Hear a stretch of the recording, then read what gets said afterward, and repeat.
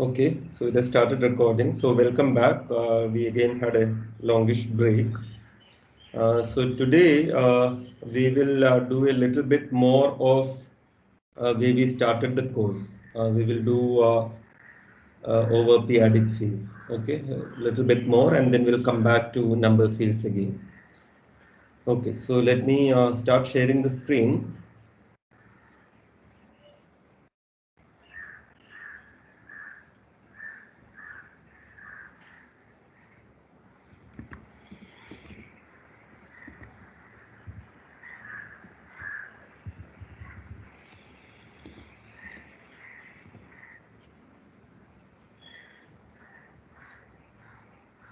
Please confirm that you can see. Yes, sir. Yes. Good. So let's start here. So what is a periodic field? This is what we discussed long back. What I mean is you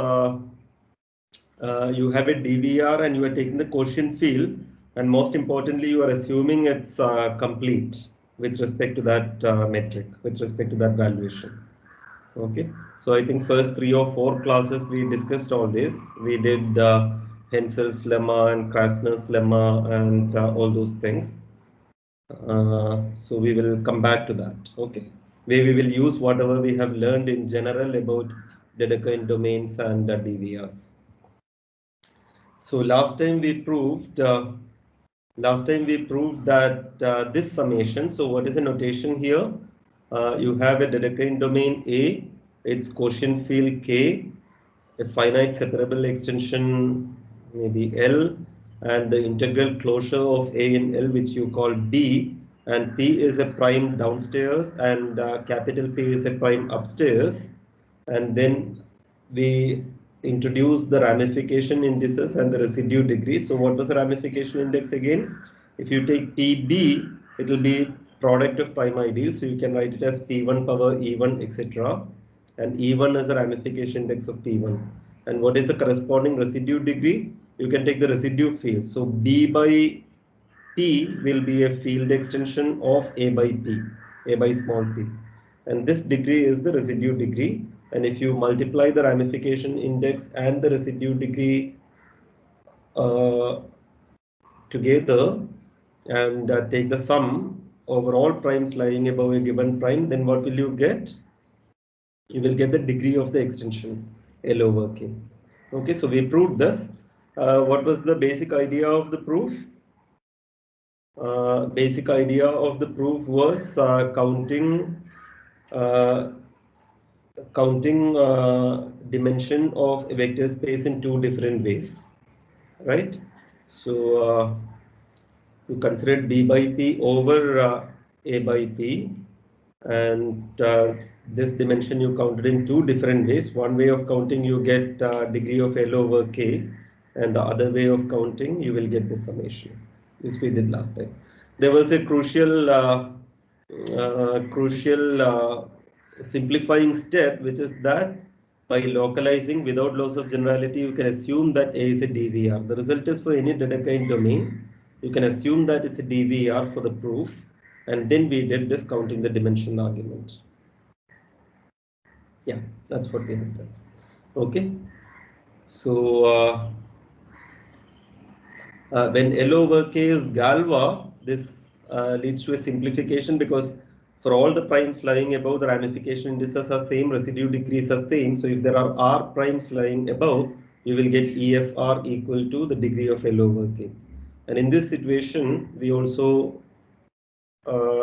realized last time that the order of the decomposition group is EF. Decomposition group is a subgroup of the Galois group. Galois group has order EFR and the decomposition group has order EF. And what is the order of the inertia? That's a further subgroup of GP, the decomposition group, and that is order E. So all this we did last time. So today we will get back to periodic fields and recall that the setup is given by a DVR-O with a unique non-zero prime ideal P, and the quotient field of O is K, and most importantly K is complete with respect to the valuation obtained via O. So what is the valuation obtained via O? So P will be, so DVR, it's a PID. So the ideal P will be generated by an element. We usually denote it by pi in LaTeX var pi. So pi, and that gives rise to a valuation, right? If you take any element, you can write it as pi power r times something by something, where there's no pi in the numerator and denominator, and you define the valuation to be c power r, where c is a constant between 0 and 1.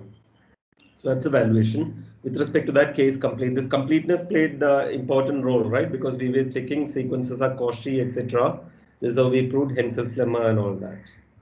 Okay, so if E is a finite extension of K, we know that this absolute value, so valuation gives rise to an absolute value, and this absolute value has a unique, right? This is something that we did in the very first class, unique extension to E. If what we showed is if there is an extension, then the extension is unique. And then maybe I left it as an exercise. Perhaps it was not correct on my part to leave it as an exercise. Uh, Maybe it requires a bit of work using Hensel's lemma and all that, but anyway, you know the statement. And in the DVR case, you can actually write down the extension using the norm map, and you can go back and check lecture 2, page number 2, where I said do try it as an exercise. I wanted you to try in your own way. I did not expect you to fully get it at that time maybe, but now certainly you can do it. Okay, so how is the absolute value on E defined?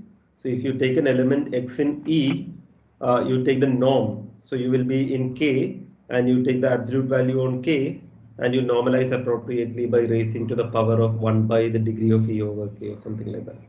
So a discrete valuation downstairs has a unique extension to a discrete valuation upstairs.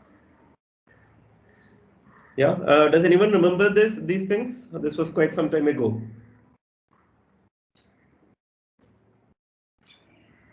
Okay, if there's an extension, it will be unique. We proved, in fact, we proved norms are equivalent, assuming locally compactness. All this we did in the very first class.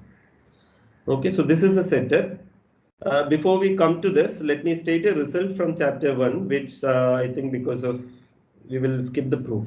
Maybe we'll do it later. So A is integrally closed with quotient field K. E over K is a finite extension and finite separable. And suppose the integral closure of A in E is of this form, right? So at some point we did discuss that, explicit prime factorization. How can you do that? So assume B is of the form A bracket alpha.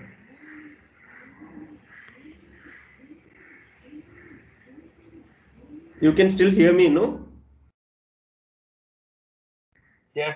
Yeah, okay, because I was worried whether the power went. Okay, so everything is fine, I think. So, so assume that B is generated by one element, A bracket alpha.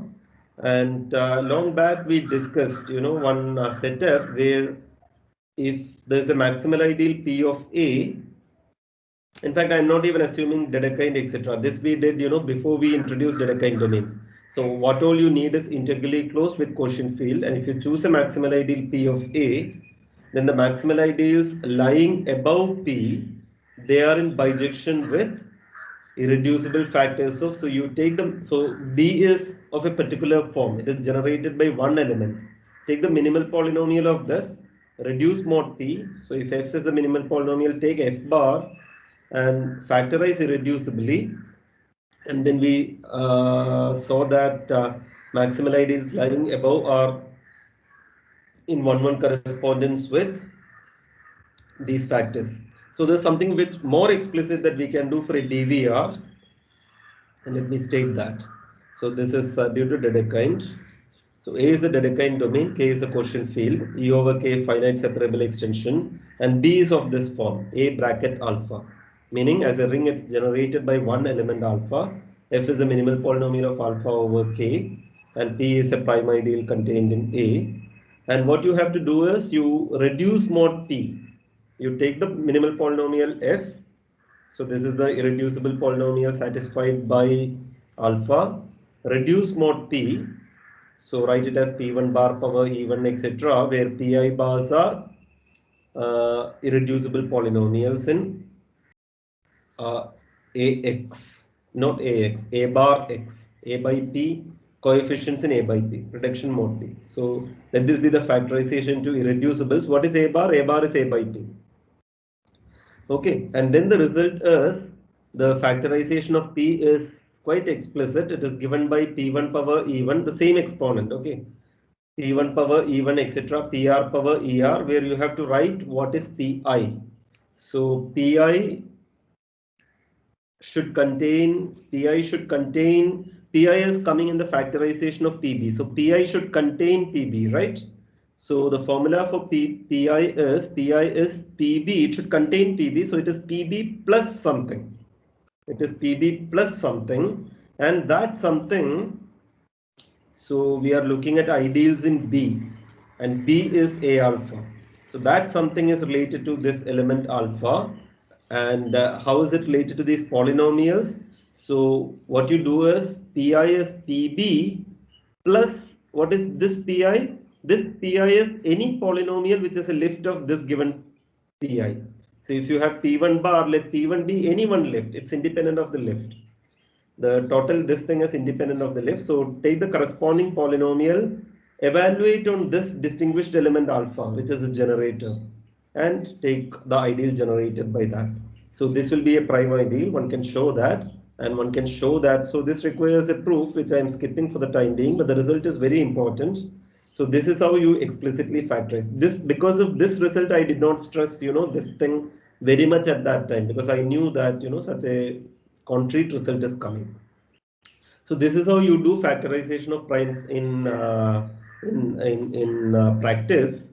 If you know the minimal polynomial, you go reduce mod p, right, and factorize that, and then you have a recipe to get the polynomials to get the prime ideals lying above. So Pi is any monic polynomial whose reduction mod P is Pi bar. Is the statement clear? So given a prime down, this is in the setup of any Dedekind domain, and you have, or maybe A is a DVR here. Okay, so I'm a bit confused. Maybe it's a DVR, but I will double check, and if there is a change required, since I don't have the proof, I cannot see whether it is Dedekind or DVR, one of those two. Okay. So I will change if necessary, but the other part statement is clear. So this is crucial. It is generated by one element, and we had made this remark earlier that this, of course, may not happen, but if you localize, right? These things are independent of localization, EIs and FIs and all that. So if you localize, then B localized at P is generated by one element over A localized at P. This is true for almost all primes. So that is how in practice one could apply this result. Is there any question on the statement? The statement is very, very important. And since we are not skipping the proof, I mean, we are skipping the proof for the time being. Maybe if you have any question, you can ask me right now. Okay, so the recipe is clear, I guess. This is what you have to do. Factorize the minimal polynomial, factorize the reduction mode P of the minimal polynomial. Okay, so let's come back to periodic fields. Uh, so E over K is a finite extension, and suppose X is integral over O. So what is my notation? O is a DVR and K is a quotient field. This would be same as saying K has an absolute value and O is its ring of integers, which if you remember, it is set of all X such that mod X is less than or equal to 1. So if X is from the above field and if it's integral over O, then by definition it satisfies a monic polynomial where the coefficients AIs are in O, right? And AIs are in O, therefore what can you say about it? The absolute value of AI, mod AI is less than or equal to 1. Right? Mod AI is less than or equal to 1. Therefore, what can you say about mod X? So mod E is the unique extension of mod. So on K you have a mod, absolute value, And by mod E, I denote the unique extension of that to E. Therefore, you have an absolute value there. And so mod AI, the E absolute value is same as mod AI because it's an extension. And because mod AI, all these AIs have modulus less than or equal to 1, what can you say about mod X if X satisfies this equation?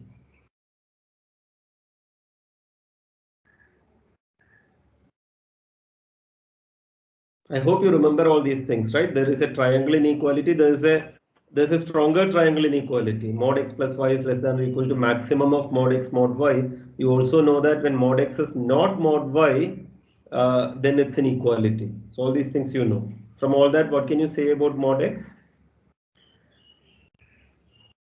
Can it be strictly bigger than 1? That's my question.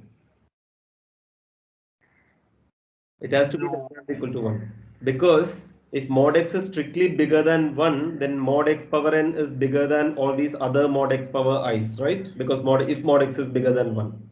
Therefore, this modulus will be bigger than or equal to all these other things. And therefore, the modulus of this will be maximum. So it cannot be 0. So from this, it follows that mod x is less than or equal to 1. In other words, if x is integral over O, then mod x is less than or equal to 1, meaning x belongs to O subscript E. What is O subscript E? Ring of integers of E. Set of all x is that mod E is less than or equal to 1. Mod x E is less than or equal to 1. So what you just observed is if x is integral over O, then x belongs to the ring of integers of E. On the other hand, if x says that mod x is less than or equal to 1, then you can show that x actually is integral over O. So why is that? So what I'm saying is you could have had two notions of ring of integers. One is the integral closure of O in E, and the other is modulus less than or equal to 1. And these two notions coincide. That's what I'm trying to say. So one way we proved, and the other way, if you take a mod x such that mod x is less than or equal to 1, then we are going to show that x is actually integral over O. That's because you can take the minimal polynomial of x over k, right? X is some element from E.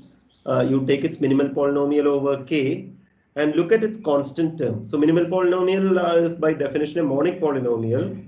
The leading term is 1 and look at its constant term. So what will happen to the constant term? Constant term typically involves product of all the Galois conjugates, right? So you have to take sigma x as sigma varies, and you will have to take those products, which is called the norm. So it could be it could be the product, or it could be the product power something etc. Depending on whether E is Galois or not, E may not be normal etc. But all said and done, it involves product of Galois conjugates. And what is if modulus of x is less than or equal to 1? What do you know about modulus of sigma x? When sigma is an Then empty. equal to.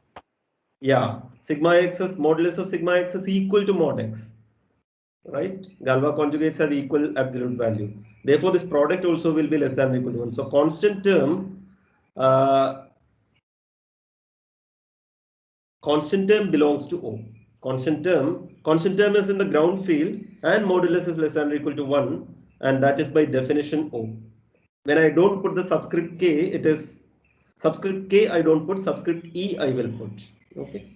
So constant term involves product over Galois conjugates and therefore it belongs to O. Okay. Now here is a very nice result. Here's a nice result. I want to show that x is integral over O. So what we have observed is the minimal polynomial has leading term in O because it's just 1 and the constant term in O. But the other terms I don't know. In order to show that it's integral over O, I want to show that it satisfies a polynomial. All the coefficients are in O. I know that the leading coefficient is in O and the constant term is in O, and the rest is taken care by this claim. So we claim that an irreducible polynomial in Kx, minimal polynomial is of course irreducible. Any irreducible polynomial with coefficients in K is such that its leading and constant terms are in O, then the claim is that the polynomial itself is in OX. So if the leading term and the constant term are in O, then all the terms are in O, provided that the polynomial is irreducible. So because of this claim, it follows that if mod x is less than or equal to 1, then x is integral over O. So these two notions of ring of integers coincide. One is the integral closure of O in E, other is set of all x's at mod x is less than or equal to 1. Okay, so assuming the claim, it follows that the integral closure of O in E is the ring of integers of E. So let's also quickly show how the claim is. It follows from Hensel's lemma. Okay, so yeah.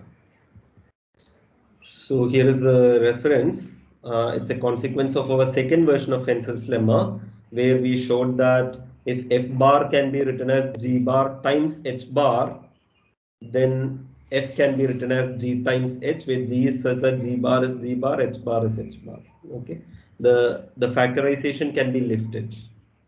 So that's what we will use. So if a polynomial fx, irreducible polynomial, f is irreducible and has both the leading and constant terms in O, then you choose, so you are in a DVR, right? So you choose k to be the smallest integer such that the uniformizing element, this is the valuation 1 element, when you multiply all the coefficients with pi power k, that belongs to O. Okay, there is always such a k, right? Because anything in k is the quotient field of O, and O is a DVR, and the p is generated by pi. This is pi. So anything can be written as A by B, and if the higher valuation is in the denominator, you multiply by a corresponding power of pi. So this is just clearing the denominators.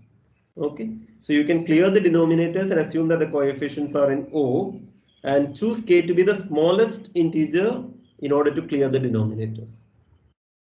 Okay, and suppose k is positive. Suppose k is less than or equal to 0. Then you are done. Then f itself is in O of x, right? If k is 0, then f is in OX. Even if k is minus 1, then pi power minus 1 times f is in OX means f is in OX anyway. F is in pi times OX, which is contained in OX.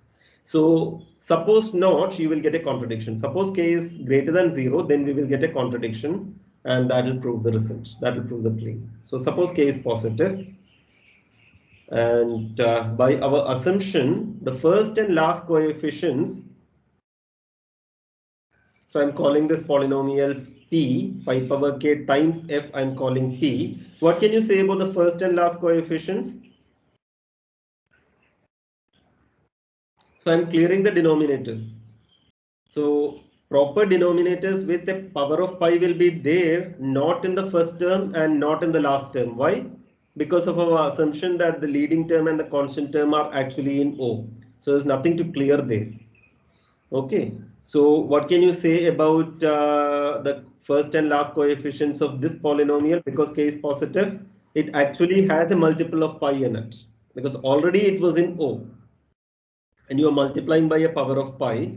So they are in the maximal ideal p. P is generated by pi.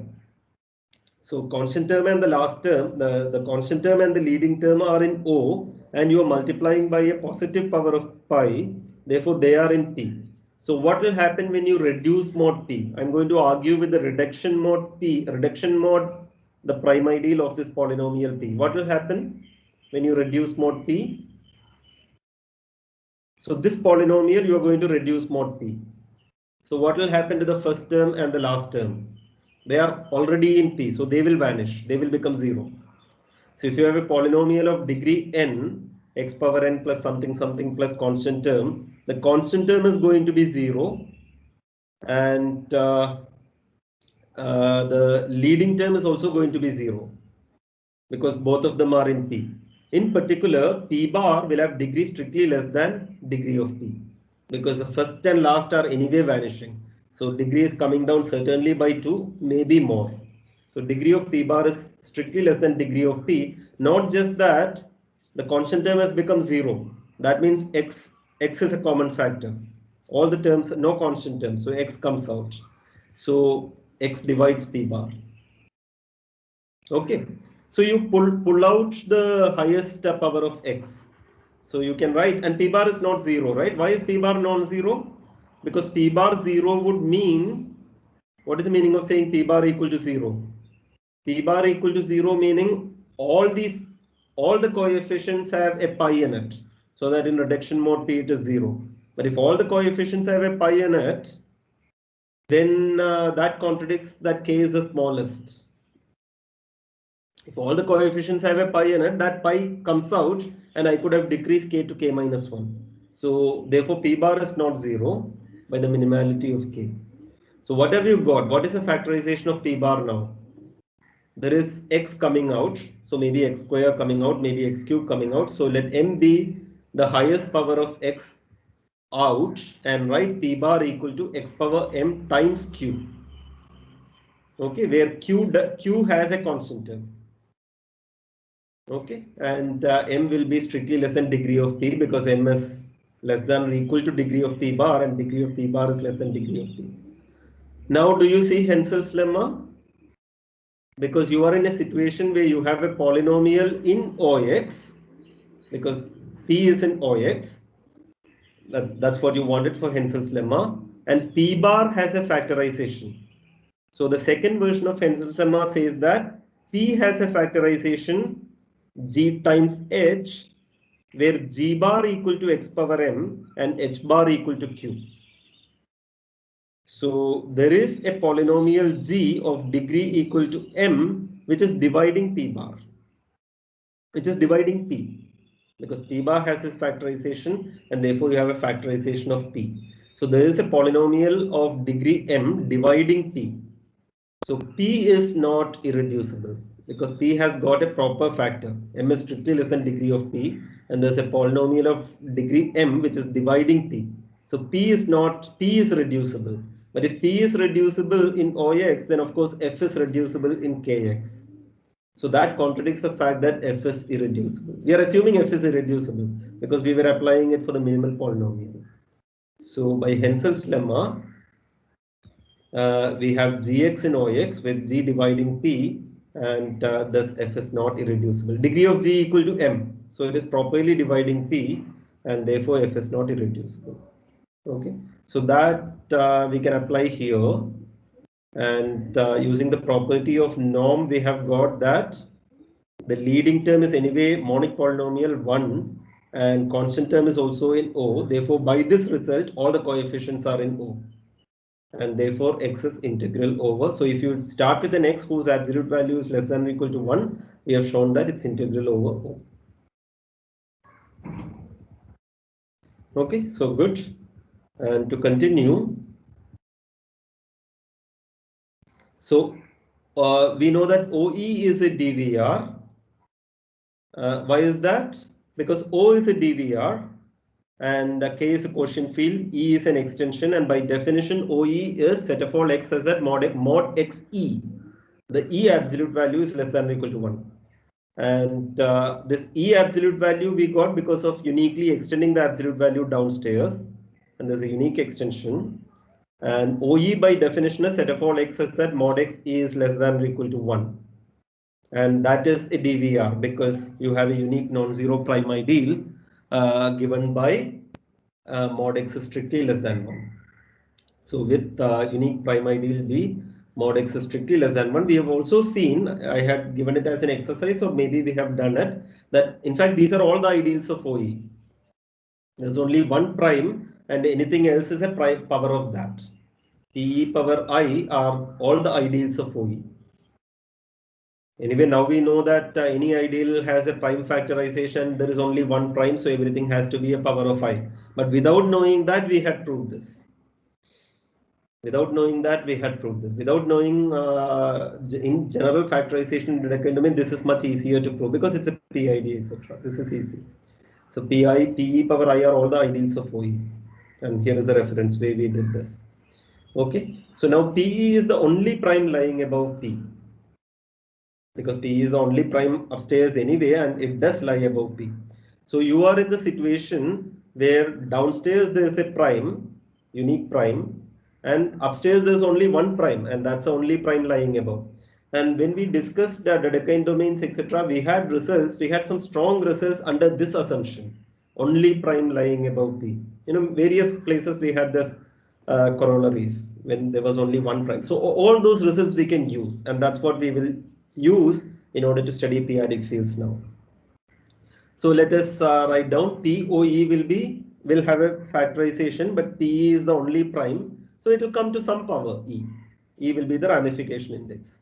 So we will say that E is the ramification index of PE over P. Sometimes by abuse of notation, I will also say that E is the ramification index of E over K, because there's no confusion, right? There's only one prime. So sometimes I will say E is the ramification index of the field extension E over K, capital E over capital K. Okay, and we know that EF equal to degree of E over K. Why is this true? Why is this true?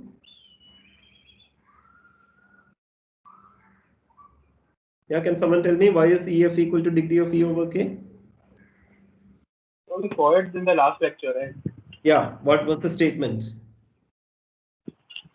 I think it directly follows from that summation Correct. Yes, exactly. So summation EIFI is the degree of the extension, but summation EIFI there is only one I, no? So it is just EF. So it is exactly that. Okay. Only thing that you are using is only one prime is there, therefore there is no summation. It is just EF. Okay, so we are in this situation where F is the residue degree of PE over P. So all this thing we have done. Okay, so that's why I started with chapter 2. Then when I had to use these kind of results, I went to chapter 1. And now we can use these results. So coming back, EF is so product of ramification index and residue degree is the degree of the extension. So I'm not saying E over K is Galois. I have not said that. It follows because there's only one prime. Directly it follows. Of course, we are always assuming, E over K is separable because all the results in chapter 1 we proved under that assumption. And we will also assume that OE bar over O bar is separable. Because after all, for us, OE bar over O bar will be finite fields. And anyway, we are assuming it's separable. Now let me define this field extension is said to be unramified. You want to guess the definition? Unramified meaning not ramified. And you have ramification. Yeah, so ramification index should be equal to no ramification. Ramification index. Zero, right? Huh? Zero. It cannot be zero, no? Infinity. No. See, POE is, there's no infinity, it is always a finite number, it's a factorization. Right. So what could that be? If there is no ramification, what is the meaning? See, if it is zero, then this is a full ring, but that can't happen because we know that P is prime, then PE is prime. I mean, POE will have a prime factorization, etc. And we know that PE is maximal. Okay, so no ramification, what could be the meaning? So, 1. Yeah, 1, equal to 1. So E is greater than or equal to 1. When it is equal to 1, we say that it's unramified. Okay, I'm not saying prime is unramified. I'm also, by abuse of notation saying the field extension is unramified because there's only one prime. So there's no confusion. Okay, so this is a definition. This is for p-adic fields, complete fields, and E over K is unramified if E is 1. And now our next result is, see, from your field theory that if you have a finite separable extension, then you have primitive element theorem. There's a primitive element. E equal to K bracket alpha. It's generated by one element. So certainly if you have a finite extension here, you know that there is an alpha such that E equal to K alpha, but under this unramified condition, there is a very constructive way of getting that alpha. So let's do that. So I'm calling it explicit primitive and no one calls it like that. Okay. So you can pin down an alpha, you can exhibit an alpha such that E equal to K alpha, not existentially. You can actually get an alpha. So let's do that. Okay, so first part is, suppose alpha is from OE, the ring of integers of E, which has two definitions. One is the integral closure of two equivalent characterizations. One is the integral closure of O in E, other is mod XE is less than or equal to 1. So suppose you have an alpha such that alpha bar, if you take, so bar is reduction mod P, alpha bar generates OE bar. You take the ring. So what is OE bar? OE bar is OE by PE, the residue field. And you take the residue field at the level of E, and this is the residue field O by P. This is the residue field downstairs. And because it's a separable extension, OE bar will be O bar bracket alpha bar. And mostly, we will have finite fields, and then, right, primitive element theorem is anyway explicit for finite fields, right? If you have a finite field extension, you know how to write down the generator. So you write down a generator and take a lift. So alpha bar, if it generates OE bar, take a lift, meaning take an alpha such that its bar is alpha bar. And then the claim is that will do E equal to K bracket alpha. So at the level of finite fields, or more generally, any OE bar over O bar separable is enough for us for this theorem. If you get a generator there, then any lift will be a generator for E. E is K alpha. So what is the proof? And moreover, the minimal polynomial of alpha is such that its reduction mod P is also irreducible. That will follow from the proof. So E equal to K alpha, and there's a minimal polynomial which is of course by definition irreducible over K, but it has the property that because alpha is integral, that polynomial will have coefficients in O. So you can reduce mod P because coefficients are in O, and the reduction in general need not be irreducible. It may have factors, but we are saying that in this case the reduction is also irreducible. Reduction is also irreducible. Okay. What are the possibilities for this reduction from our explicit factorization statement that I have done earlier? That is applicable, right? Because that's for Dedekind domains. We are in DVRs. So by explicit factorization, what you know is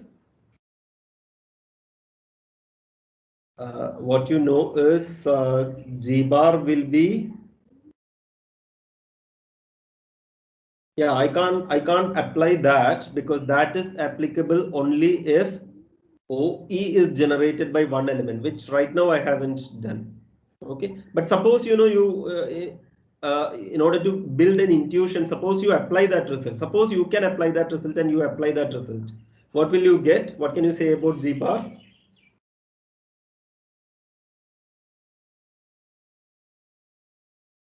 Suppose alpha generates the ring of integers. Then what can you say about G bar?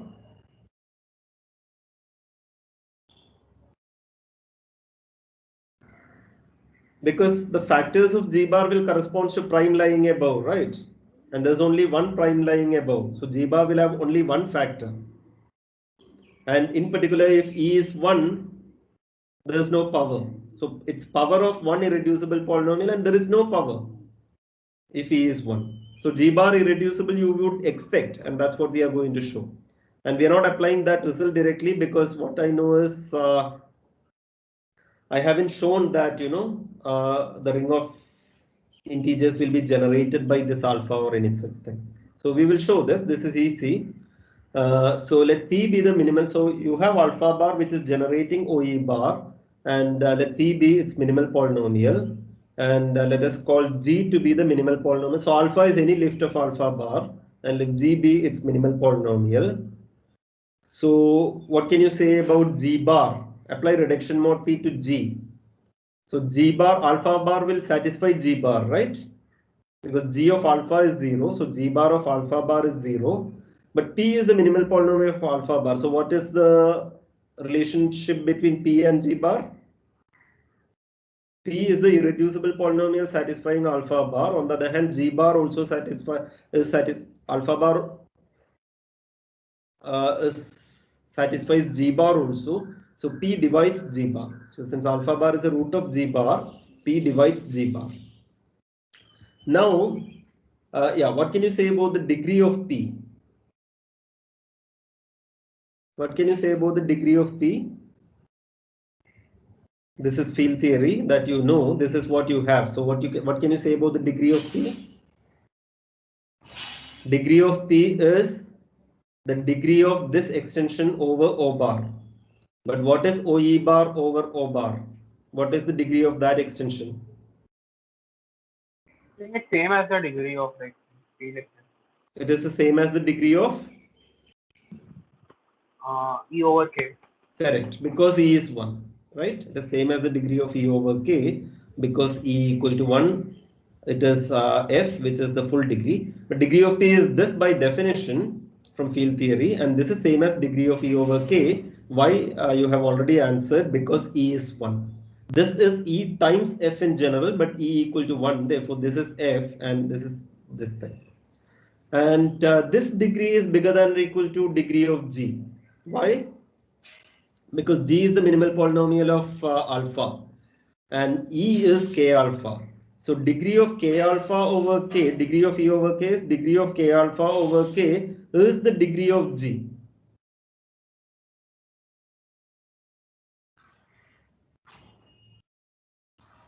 No, no. I want to show that E equal to K alpha. What I have given is some extension E. But what I know is because alpha belongs to OE, what I know is K alpha is contained in E. Agree? We have to show that K alpha equal to E. What we know is K alpha is a subfield of E. And what is G? G is the minimal polynomial of alpha. So degree of G is the degree of K alpha over K. Degree of K alpha over K, which is less than or equal to degree of E over K. So that's what I'm saying here. This is greater than or equal to degree of G. You agree? Because E contains K alpha and the degree of K alpha over K is equal to degree of G. Therefore, this is greater than or equal to degree of G. Okay. But on the other hand, what did we say here? We said that P divides G bar. G is monic, right? Therefore, G bar and G have the same degree. So degree of P is bigger than or equal to degree of G by this argument. Because of this division, degree of P is less than or equal to degree of G. Therefore, degree of P equal to degree of G. So degree of P equal to degree of G, but P divides G bar and both are monic and degrees are equal. Therefore, the polynomials are equal. So P equal to G bar. So have we done then? What are the claims? Claim is E equal to K alpha. But we are showing that the degree of E over K, we showed that this is an equality. It is greater than or equal to, but next step is it's actually an equality, and therefore degree of E over K is same as degree of K alpha over K, showing that E equal to K alpha. That was the first statement. And the second statement is G bar is irreducible. But G bar is of course irreducible because G bar is P and P is the minimal polynomial, which by definition is irreducible. So thus E equal to K alpha and moreover G bar is irreducible. Okay. So this is the first statement that you have an explicit primitive element theorem. Explicit in this sense. If for the residue fields, if you know a generator primitive element, then you have got a primitive element. So at the level of residue fields, unramified, so this is what you have to keep in mind. Unramified extensions are understood at the level of residue fields. Okay, so if E is unramified, then it is generated by any lift of a generator of the residue field. Conversely, we are going to show that if you have an alpha with some properties, and if you take K bracket alpha, K alpha, then K alpha over K is unramified. So let's do that now. So conversely, K alpha over K is unramified. So conversely, suppose E over K is finite, and suppose G is a monic polynomial with coefficients in O such that G bar has no multiple roots. G bar has no multiple roots. And then we are going to show that if alpha is a root of G, alpha is any element of OE, which is a root of G, then K alpha is unramified over K. This is the converse, right? Earlier we showed that any unramified extension is K bracket alpha, and now we are showing that if alpha has some properties, so what is the property? it should be the root of a monic polynomial whose reduction mod p has no multiple roots. You will see why this is important. So if alpha satisfies a monic polynomial whose reduction mod p has no multiple roots, then k alpha is always unramified over k. So you have got a nice characterization of unramified extensions. So let's take the minimal polynomial of f of alpha over k. And what can you say about f bar? Can f bar have multiple roots? No, right? Because alpha is a root of g and g bar has no multiple roots. And because f is a minimal polynomial, f is the minimal polynomial of alpha, f will divide g. So f bar will divide g bar, and since g bar has no multiple roots, f bar has no multiple roots. Okay, and we are going to argue with this. Remember, so long back when we proved, we proved that G beta, not G beta, GP, the decomposition group, to the Galois group of the residue field extension, you have the natural map sigma going to sigma bar, and we had this very important result. We showed that this map is surjective. Right? In lecture 8, we showed that this map is surjective, and there were one or two important corollaries. And one corollary was that for a Galois extension E over K, the reduction mod P of a monic polynomial in OX, which is irreducible, an irreducible monic polynomial if you take the reduction mod P, and with the property that it has at least one root in OE, we showed that it's a power of an irreducible polynomial. Okay, so this was corollary to the surjectivity of the reduction mod sigma going to sigma bar map from the decomposition group to the Galois group of residue fields. So it's a power of an irreducible polynomial, and this we are going to use. And this was true, this was the most important thing in the case of only one prime lying above. Right? Only one prime. So there were two conditions. One is the extension is Galois, and the other is only one prime lying above. Then if you have a monic polynomial with at least monic irreducible polynomial with at least one root, then its reduction mod P is power of an irreducible polynomial. This we had done. So this was a corollary to the surjectivity. Okay, we are going to apply this because we are in the case of only one prime lying above. We have only one prime above, so there's only one prime lying above. But E over K need not be Galois for us, so we will apply to the Galois closure. Okay, so we apply to the above result to the smallest Galois extension of K containing K alpha. So there's only one prime lying above, and if you take the smallest Galois extension of K containing K alpha, in that also there's only one prime lying above because these are all p-adic fields. So there's only one prime lying above anyway. Okay. So we are going to use this result from chapter 1. And remember, f bar has no multiple roots. So by applying this result, we know that f bar is a power of an irreducible polynomial. Right? We can apply this result, no? Because now you have a monic irreducible polynomial f whose reduction mod P f bar has a root alpha. F has a root alpha. So we are in this situation, and we are in this situation of only one prime. It may not be Galois, but take the Galois closure. So apply this. So conclusion is f bar is the power of an irreducible polynomial. But what can you conclude if that is the situation? You also have this assumption. So what is the conclusion?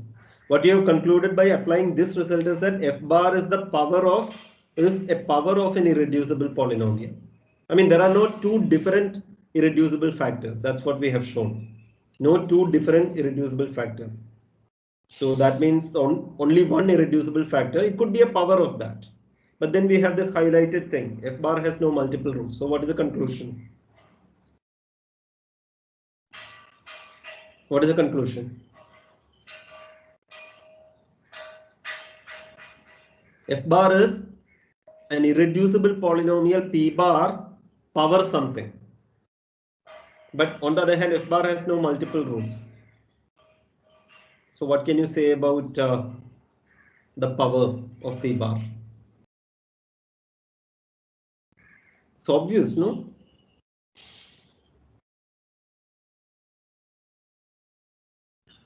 All these roots we are talking about in some algebraic closure, okay?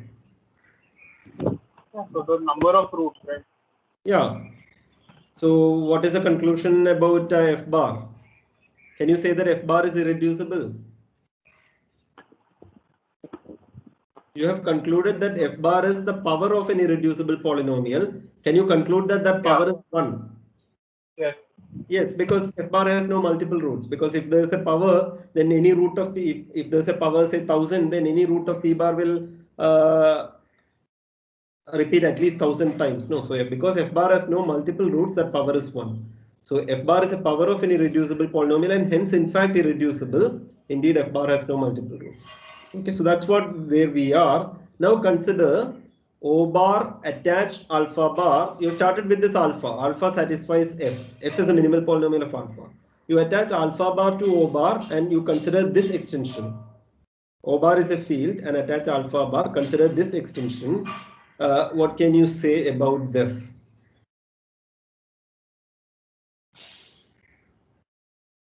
What do we want to show? We want to show that K alpha over K is unramified, right? We want to show that K alpha over K is unramified. We want to show that K alpha is unramified over K. So what we have done is we have attached O bar, but where is alpha from? Alpha is from OE. Alpha is from OE. So if you attach alpha bar to O bar, this is an extension of O bar, but this is contained in OE, no? Because alpha is in OE, so alpha bar is in OE bar. So O bar bracket alpha bar is contained in OE bar. So this is less than or equal to E meaning K. Yeah, it is contained in OE bar, but it is also contained in OK alpha bar because alpha is already there. So alpha bar is in the corresponding residue field. So this is contained in this, that is obvious. And what is this degree? This degree by the definition is this degree is the residue degree of K alpha over K by definition. This is the residue degree of K alpha over K, which is less than or equal to the degree of K alpha over K. Because degree of K alpha over K will be residue degree of K alpha over K times the ramification index of K alpha over K. So it's less than or equal to. But we have concluded that F bar is irreducible. F bar satisfies alpha bar satisfies F bar and F bar is irreducible. So F bar is the minimal polynomial of alpha bar. F bar is the minimal polynomial of alpha bar. And therefore this degree is the degree of F bar. This degree is the degree of F bar. And F is the minimal polynomial of alpha and this degree is the degree of F. This is the degree of F bar and this is the degree of F. But degree of F bar equal to degree of F because it is monic and F bar turns out to be irreducible. Therefore, what can you conclude? In this inequality, all these are equalities because these two are equal. These two are equal, so therefore I sandwich between, so all these are equal. So it follows that we have equalities everywhere. Now if you have equalities everywhere, from this what can you conclude? This is an equality, it's no longer an inequality, it's an equality. Therefore the degree of K alpha over K is equal to the degree of residue fields, meaning E has to be 1. So K alpha is unramified over K, that's what we wanted to prove. So we proved that K alpha is unramified over K, and from this equality what can you conclude? From this equality you can conclude that OK alpha bar equal to O bar alpha bar. So we have got two results, K alpha is unramified over K and also this field is equal to this field. OK alpha bar equal to O bar alpha bar. Okay, so this result can be used nicely to construct unramified extensions. You may try this exercise. You take the field of two adic numbers and write down one unramified extension, but there will be only one unramified extension, as we will see in the next slide. Okay, write down that unramified extension. You can apply this. So how do you do this? It depends on the residue field. So you compute the residue fields. Quadratic unramified extension I'm asking, degree 2 unramified extension. So you take the residue field, that will be F2, field of 2 elements. You take a degree 2 extension because it's quadratic, and play around with that and construct an unramified extension. Okay. So let's do a little bit, few more properties of unramified extensions. First is unramified in finite towers. Suppose E over F, F over K, all these are finite extensions. And suppose E over F is unramified and F over K is unramified. You want to guess the claim from the title of the slide. Suppose F over K is unramified and suppose E over F is unramified. What should be my obvious statement? E over K is unramified. E over K is unramified. Now, having guessed the statement, can you give a proof? It's obvious. So unramified means what? E equal to 1, but EF is the total degree. So unramified is same as saying total degree equal to degree of the residue field extension. So you write down the corresponding residue fields here. Suppose you have the corresponding residue fields, and then because this is unramified, this degree is equal to the corresponding residue field degree. Because this is unramified, this degree is equal to corresponding residue field degree. Now we want to show that E over K is unramified. So you have to look at the degree of the corresponding residue fields, but this is an extension. So the degree of this will be degree of this times degree of this. And degree of this will be degree of this times degree of this. Therefore they will agree because it agrees at both levels. At the product also they agree. So this shows that if E is unramified over F and F is unramified over K, then E is unramified over K. Proof, look at residue fields. Okay, obvious. Next proof is, next result is, suppose you have this diagram. So what is the picture here? These are all finite extensions. So E over K, yeah, so I haven't written it here, but the statement is suppose E over K is unramified. E over K is finite unramified, and let K1 be any finite extension of K. You take the composite term, the smallest extension generated by E and K1, the composite term, and the claim is if E over K is unramified, then EK1 over K1 is unramified. If this is unramified, then this is unramified. Again, proof is obvious, so I am not giving the proof. What is the proof?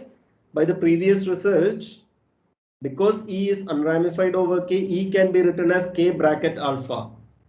Alpha satisfying all those nice properties, an appropriate alpha. E equal to K bracket alpha. But if E is K bracket alpha, what is this composite term EK1? If E is K bracket alpha, what is EK1? K1 contains K. What will be this composite term? It will be K1 bracket alpha. And alpha satisfies all those nice properties. So by the converse part of that result, K1 alpha over K1 will be unramified. So it's a corollary to our previous result, that if this is unramified, then this is unramified. So you will apply in one direction here and in the other direction here. Okay, where E is unramified over K, then EK1 is unramified over K1. It's a corollary to the previous thing. I am not typing the proof here. And from these two together, you can conclude that if E1 and E2 are unramified over K, then the composite term E1, E2 is unramified over K. Why is that?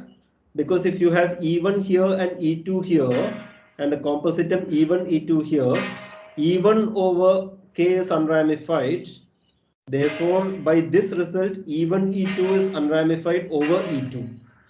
E1, E2 is unramified over E2, and E2 is unramified over K.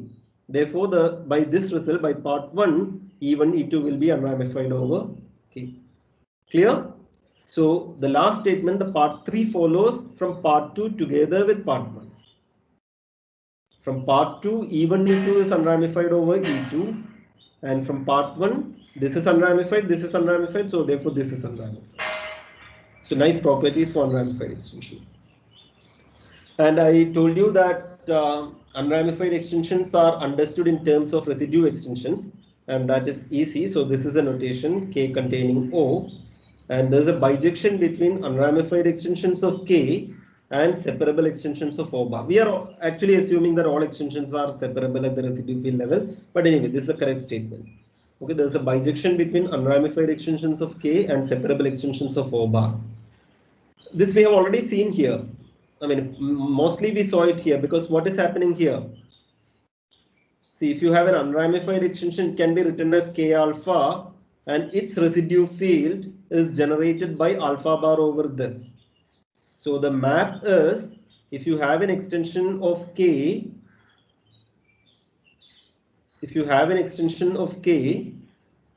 then map to the corresponding residue field, that will be a extension of O bar. So this map is a bijection. This is the claim. So claim is that there is a bijection. Claim is that if you take an extension E, what is my map? E will be sent where? You take the ring of integers OE and you take the bar, OE bar, and that's a separable extension of O bar, and this map is a bijection. So if you have any finite separable extension of O bar, corresponding to that I have an unramified extension. We have already seen that, right? Because if you have a finite separable extension of O bar, that will be of the form O bar bracket alpha bar for some alpha bar because of theorem of primitive element. And we have shown that the corresponding alpha, if you take, then K alpha over K is unramified. So you have got the surjectivity. And you have to also show injectivity. So any finite separable extension is of this form for an appropriate alpha for some E containing K, and then correspondingly you have an unramified extension. And suppose two things are giving rise to one thing. E1 and E2 are unramified, K alpha 1 and K alpha 2, where alpha I satisfy monic polynomials. What is the property? Alpha I satisfies monic polynomials such that the reduction mod P have no multiple roots. This was the property. And suppose this is true, and then using this, there's a small check I ask you to verify. You check that you take the compositum E1, E2 and take the ring of integers and take bar that is equal to OE1 bar times OE2 bar. Okay, you can check this, and from this it follows that this map is injective. So how do you show that this is injective? Suppose E1 and E2 are such that OE1 bar equal to OE2 bar. If OE1 bar equal to OE2 bar, already you have this. So if OE1 bar equal to OE2 bar, what is this compositum? It is same as OE1 bar. So the degree here is the residue degree of E1 over K. The degree here is the degree of E1 over K. But E1, E2 contains K.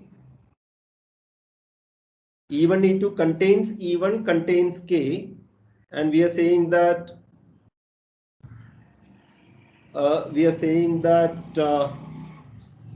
so therefore what will be the degree of E1, E2 over K? E1, E2 is unramified from previous result because E1 and E2 are unramified. E1, E2 is unramified. So degree of E1, E2 over K will be the degree of the residue field, but that degree is just degree of E1 over K. What you've got is degree of E1, E2 over K is same as degree of E1 over K. So what is the conclusion? E1 equal to E2. Okay, so that shows that this map is also injective. So this map is a bijection. If you take an unramified extension, take the ring of integers and take bar. That is a separable extension of the residue field, and that's a bijection. So basically, understanding unramified extensions is understanding residue field extensions, basically, because of this nice map. Okay, and in number theory, we are interested in the case when O bar is a finite field, because that's what will happen. Because if you take a number field and if you complete it with respect to a periodic absolute value, you will get into a periodic field where the residue field is a finite field. So O bar is finite. So that means there's a unique unramified extension in any given degree. Why is this true? Why is it unique? This is the key word here. Can you tell me? As a corollary to what we just discussed, there's a bijection. There's a bijection between unramified extensions and separable extensions of the same degree. So why is it unique in number theory? Under our case, when O bar is finite.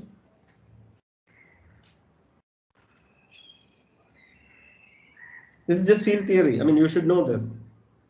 So what was the bijection between? Can you repeat that? Bijection is between unramified extensions of K of a given degree, let us say n, and extensions of O bar of the same degree. In every degree, there is a bijection between unramified extensions and separable extensions of O bar. Now assume that O bar is finite. Then I am saying that there is a unique unramified extension in a given degree. Suppose you give me 1000. Unique separable extension. Yeah, so finite fields have unique extensions, right? In any degree, there is exactly one finite field extension contained. We are fixing an algebraic closure contained in that algebraic closure. Therefore, there is a unique unramified extension by the previous result. Clear? Because of that bijection, because over finite fields, there is a unique separable extension. There is a unique unramified extension in any given degree. Moreover, if you take Galois group of E over K, do you agree that that is same as the decomposition group of the prime lying above? Why is this true in this situation with periodic fields? This is usually a subgroup, but I'm saying they are same because there's only one prime lying above. All the primes lying above are Galois conjugates, and there's only one prime lying above. So every sigma will fix P. So Galois group is same as the decomposition group, and decomposition group is isomorphic to the Galois group of the residue fields. Why is that?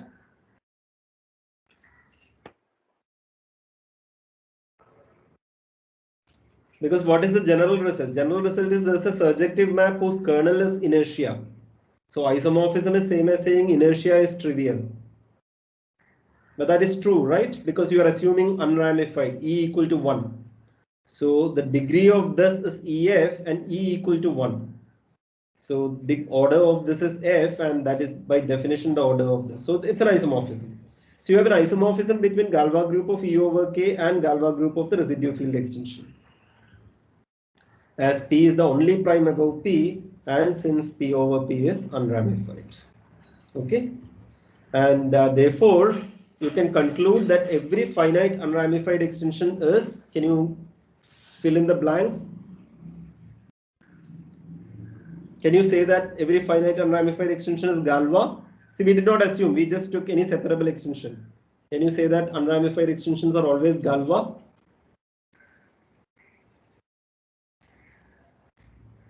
Yes, you have this isomorphism.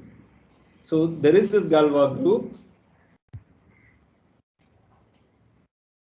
and what can you say? What kind of a Galois group is this? What do you know about Galois group of normal? The normal. Sorry, it is a finite group. Finite, of course, but the finite only, I mean, finite is true for any finite field extension, the group is finite. But about finite fields, what do you know more?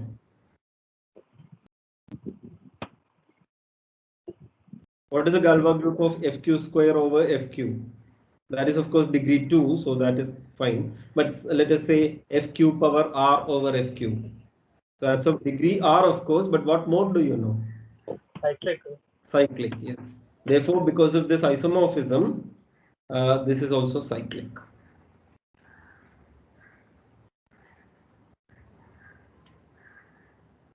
This is also cyclic. Yeah.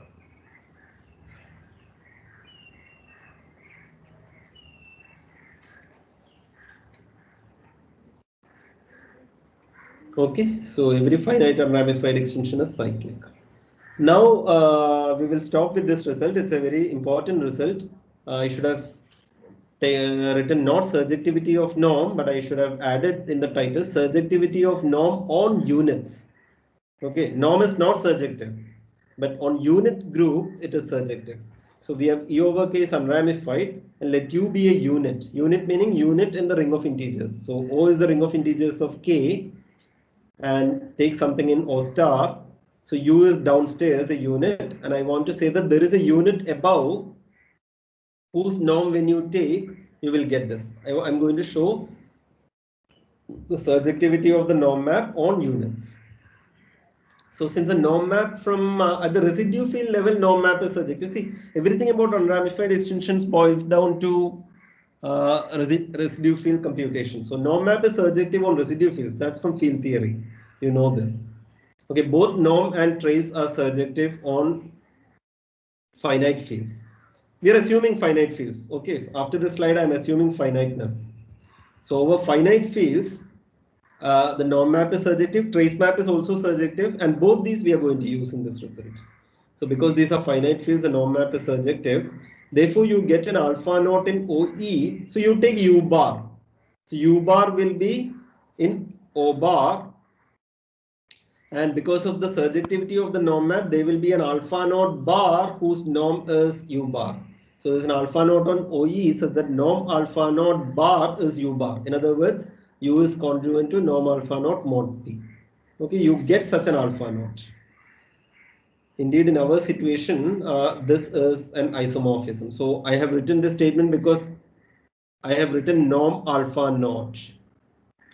What we know is the finite field norm, but finite field norm and this norm is nicely connected because sigma and sigma bar, they are isomorphic.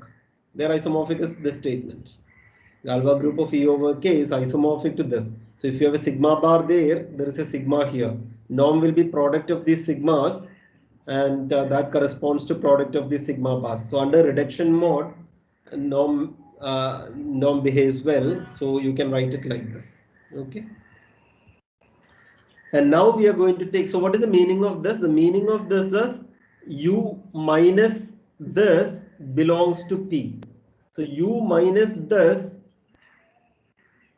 is in P. So U minus this is of the form something, a multiple of pi. Okay. Divide everywhere by this thing. So U minus something. So U equal to something plus something in something times pi, divide by this norm of alpha naught. So you will get U by norm of alpha naught, which is same as norm of alpha naught inverse.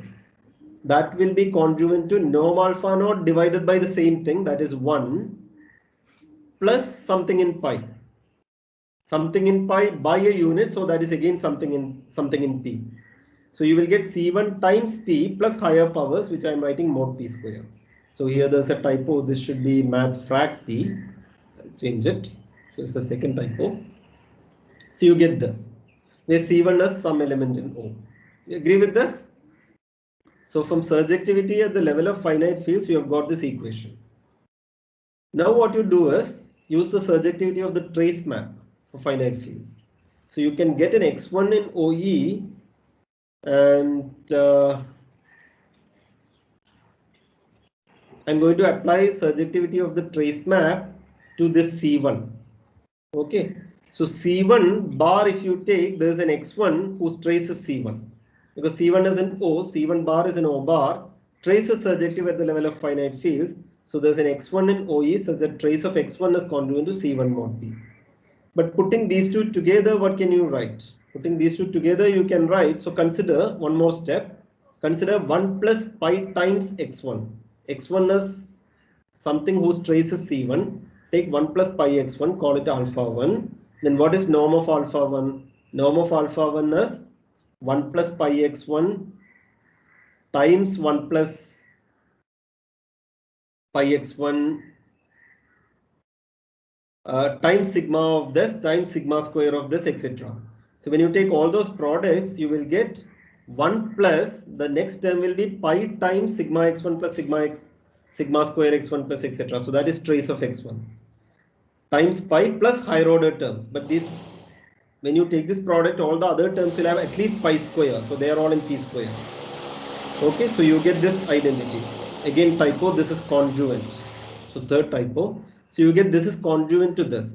Now, put all these three things together, three congruences together. This one, and this one. Put it together. What will you get? So this is 1 plus C1 pi. But C1 is same as trace x1.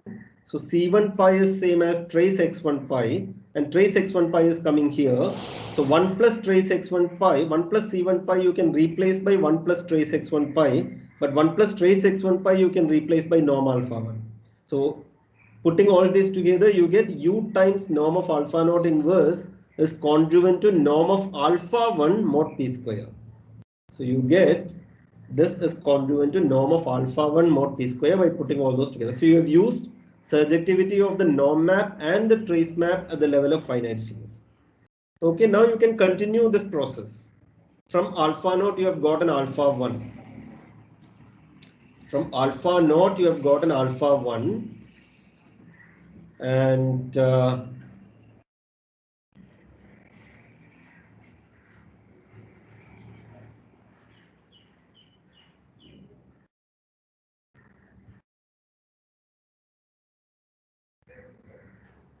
yeah, you have got an alpha 1. And using this alpha 1 you can get an alpha 2. How do you get that? Because what you will do is you will divide by norm alpha 1 and you will get a C2. By surjectivity of trace you will get an x2. You will take norm of that, etc. So you can continue this process, and continuing this process you will get inductively you will get alpha n conjugate to 1 mod p power n. Alpha 1 is in 1 plus p, alpha 2 will be in 1 plus p square, etc. So you will get alpha n in 1 plus p power n, and each step you are dividing by the corresponding norms. So you will get u times norm of this product inverse is conjugate to 1 mod p power n plus 1. You have to check this. So inductively you can continue, divide by this, then apply trace map surjective. Do that again and again, you will get this thing. And this does the job because you can take alpha to be this infinite product. So you've got alpha 1, alpha 2, etc. Inductively you are constructing alpha n. You can take this product, and this product has the property that u times norm of alpha inverse is 1. So in other words, norm of alpha is u. So you have got you have proved surjectivity. So if you have a u downstairs, you have got an alpha. So alpha 1, alpha 2, etc. are where all these alpha i's are in OE. All these alpha i's are in OE. You're taking a product there, so alpha is in OE.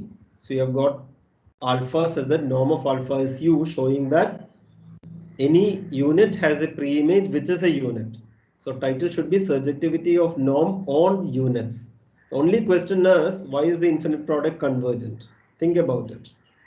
That follows from these conditions. See, p power n is getting smaller and smaller, so convergence is not a problem. So you just see what is product, what is alpha 1 into alpha 2. Alpha 1 is 1 plus pi x1, alpha 2 will be 1 plus pi square x1. Alpha 3 will be 1 plus pi cube x2, like that. So when you take the product, you will see that that will be a sum, infinite sum, and that infinite sum is convergent because p power n is getting smaller. As n goes bigger, this is smaller and smaller. So in the correct topology, convergence is not a problem. Okay, so double check this, and I think that's the last slide, so we will stop here. Okay, so we will continue in the next class. Let me stop sharing the screen. Let me also stop the recording.